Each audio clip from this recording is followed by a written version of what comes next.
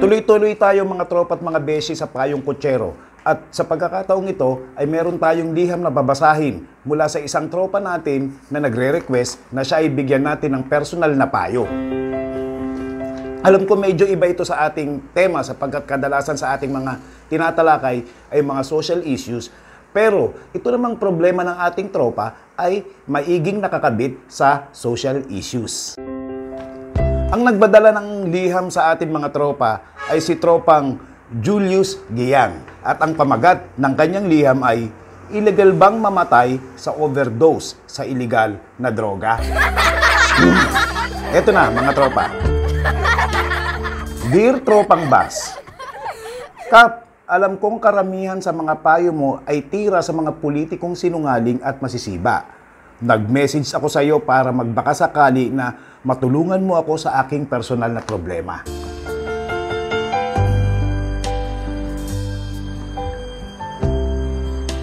Punta tayo, Kap, sa problema ko. Nakita ko kasi sa page mo na eksperto ka sa mga pang-addict na issue. Kap, may aaminin akong malupit na sikreto sa iyo. Full-blooded na addict ako. As in, addict sa maraming klase ng substances, chemical man o organic. Inamin ko to sa iyo, Kap, dahil sure akong hindi kakalat ito dahil 6 lang naman ang nanonood dito sa vlog mo. Nakakarami ka na. Nagsimula ang career sa pagiging addict ko noong elementary pa lang. Hindi ko alam kung drogang maituturing ang kending stork na tinunaw sa soft drinks. Pasimple pa namin itong tinutungga pero ngayon ko lang na-realize na mukha pala kaming tanga na nagkukunyaring sabog sa droga.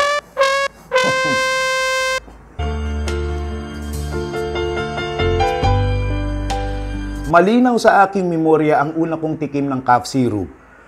Nilalaklak namin ito ng aking mga kababata. Lagi naman akong nakikinig ng musika.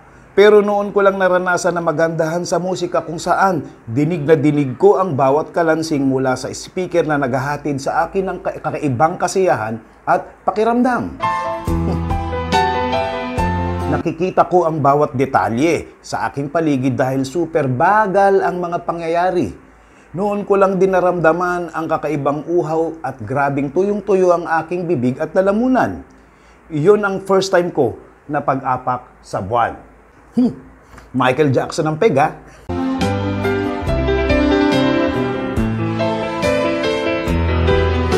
At Tropang Bas, ito ay nasundan pa ng nasundan. Natikman ko rin ang iba't ibang tabletas kagaya ng Lagaflex at X Pinoy. Nakasubok din ng cocaine, tumira ng shabu, at tumira din ng injection sa Cebu. Shit, sino yan? Parang alam ko yun ah. Na-curious din ako sa solvent, kaya tumikim din. Ang talampunay at marijuana ay siya namang organic na alternatiba. Wow! Alam mo, Kap, dahil sa droga ay nahubog ang pagkatao ko. Ang damayan at pagkakaibigan na walang iwanan. Kung meron ang isa, meron ang lahat. Pero madalas, may nilalaglag din kami, lalo na paggiyang na giyang at kapos ang aming arep. Naku po, talo! Natuto kaming magtipid. Di bali nang wag pumasok sa school at kumain para maka-score. Nahasa din ang aming mga skills sa iba't ibang klase ng diskarte, kagaya ng salisi, pitik, kupit, at ilang pang maliliit na gimmick. Kap, alam kong malawak ang pangunawa mo. Ibinulgar ko sa iyo ang istoryang ito dahil alam kong hindi mo ako huhusgahan. Bakit mga adik lang ba ang sangkot sa masamang gawain? May rapist, magnanakaw, mamamatay tao, at korap na lalaki, babae, bakla, at tomboy. Tama nga naman.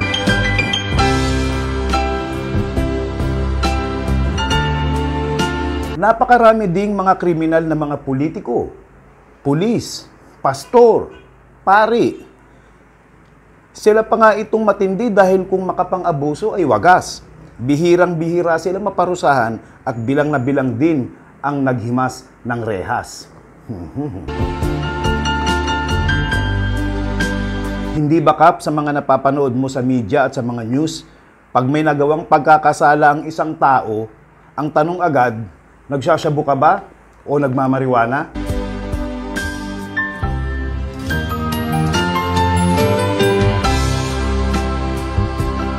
Teka muna, tropang bas. Sino ba ang laging sangkot sa malalaking kaso sa lipunan? Hindi ba dapat ang tanong agad ay, pulis ka ba? Congressman ka ba? O baka senador ka?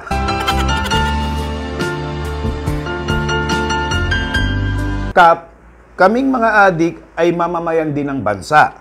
Katulad ng LGBTQ, kabataan at kababaihan, dapat din kaming kilalanin ng ating lipunan. Kung naipapahayag ng ibang sektor o tao ang kanilang gusto at saloobin, bakit kami hindi?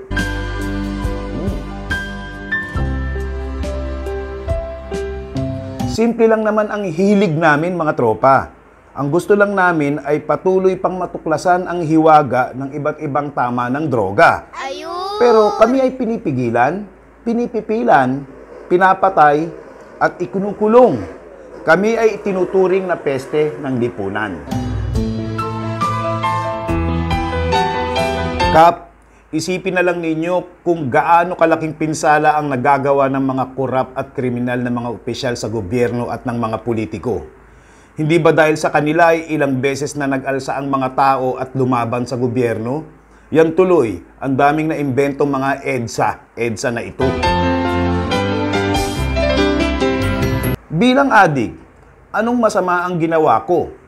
Alam mo, tropa, sawang-sawa na ako sa paghahamak at pangiismol sa akin ng tao. Oo, ako ay isang adik. Pero wala akong inagrabyadong tao, maliban sa scorer na naistapa ko at mga tropang inutangan ko at kamag-anak na pinitikan ko. Ano ba yan?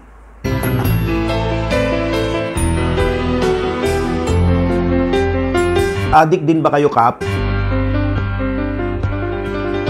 Alam kong maraming katulad ko na hindi maikwento ng malaya ang magandang karanasan sa piling ng droga. Dahil sa takot na siya ay mahusgahan ng kanyang pamilya, komunidad at ng lipunan. Isa pang tanong, Kap. Illegal ba na mamatay sa overdose dahil sa illegal na droga? Ano ang dapat kong gawin, Kap? Sumasa iyo, Julius Giyang. Julius, mukhang hindi halata ang pangalan mo, ah. Maraming salamat sa liham mo, tropang Julius, at maraming salamat din sa pagtitiwala mo. Hayaan mo, bibigyan kita ng isang napakalakas na tama na payo. Tropang Julius, mayroon tayong tinatawag na identity politics. Ito yung mga taong nagsama-sama at nag-organisa para ipagtanggol ang kanilang common na interes. Ang mga kaugnay na karanasan sa identity politics ay yung mga katutubo, yung mga kababaihan, yung mga LGBTQ at iba pang sektor. Ang transgender, tropang Julius, ay isang halimbawa ng identity politics. Halimbawa, kung ako ay isang lalaki, pinanganak akong lalaki, pero pakiramdam ko, ako ay babae, parang may mali. Kaya dapat ako ay mag-transfer sa katawan ng isang babae. Meron namang tinatawag, tropang Julius, na transracial. Ano? Kunyari, ako ay isang puti. Pinanganak akong puti. Pero pakiramdam ko, dapat itim ako eh. Kaya, kinakailangan na mag-migrate ako sa katawan na itim. At sa kaso mo, tropang Julius, ang nakikita ko dyan, parang ikaw ay nabibilang sa tinatawag na transbisyo. Yung transbisyo ay dahil ang meron tayong mga tanggap na bisyo sa ating lipunan. No? Halimbawa, yung sigarilyo, yung alak, at sugal, at iba pa. Yan yung mga bisyong legal. Pero ikaw, ang gusto mo, ang bisyong mga hindi tanggap ng lipunan. Kaya, transbisyo. Kaya papalalimin mo ang ideya na hindi dapat dangerous o mapanganib ang shabu, yung marijuana, yung cocaine, yung solvent, at iba pang klase ng mga substances na ayaw ng ating mga institusyon. Ang isang hakbang dito ay mag-organisa ka ng mga kapwa mo adik at kayo ay mag-usap-usap kung ano ang inyong common na interes. Pwede kang kumita dito, tropa. Mag-organize kayo ng tinatawag na Party List, ano? At meron ako may mumungkahi sa'yo. Aim High Party List, ano? Wala naman kayong ibang aim, eh. Wala naman kayong ibang layunin, kundi ma-high, ano? At magtatatag kayo ng tinatawag na movement o kilusan. At ang tawag ninyo sa inyong kilusan ay Addict ay Movement. Nanalo kayo ng chak dahil pakiramdam ko, marami ang katulad ninyo. Para dun sa mga gustong magkaroon ng malakas na tamang payo, pwede po kayong mag-message at lumiham sa Bass Channel. See you!